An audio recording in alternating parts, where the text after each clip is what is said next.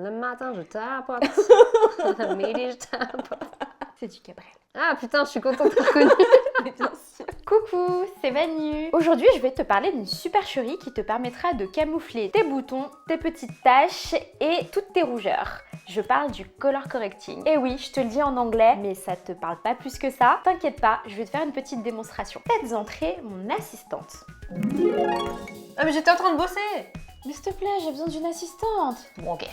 Après tu me ramènes. Hein. Ok. Dans le spectre de la lumière, chaque couleur en a une qui lui est opposée. Ce principe appliqué au maquillage te permet de camoufler toutes les décolorations sur ton visage. Donc le maquillage, c'est un peu de la physique. Donc en fait, je suis un peu physicienne. Et je suis pas sûre que ce soit comme ça qu'on devient physicienne du coup.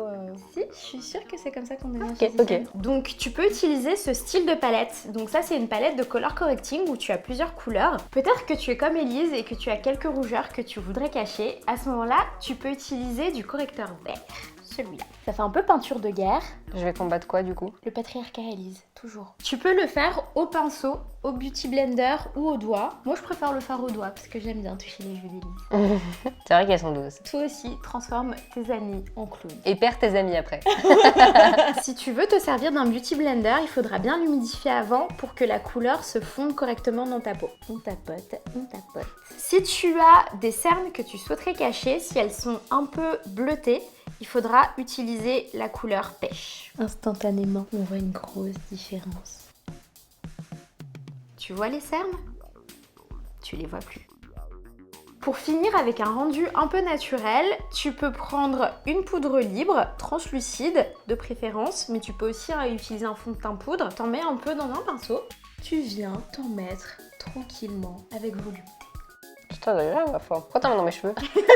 T'as une frange aussi un peu chaude, non? Bon, c'est parce que je t'aime bien, voilà, je voulais pas te le dire. Ah, tu portes du doigt, je le dis. Voilà. Mais sinon, tu auras remarqué qu'Elise et moi, on a une peau légèrement différente. Bah si, un peu quand même. Mes cernes à moi sont plutôt violet foncé, donc la seule solution, c'est de les colorier en orange. Pas du pêche, pas du saumon, du vrai orange. Une couleur comme ça. Le mieux, c'est de faire des petits points. Donc j'en applique sur mes cernes, à la fois sur mes taches qui vont apparaître en brun foncé et un peu sur la moustache. Et une fois que c'est fait, comme d'habitude, on tapote et on tapote.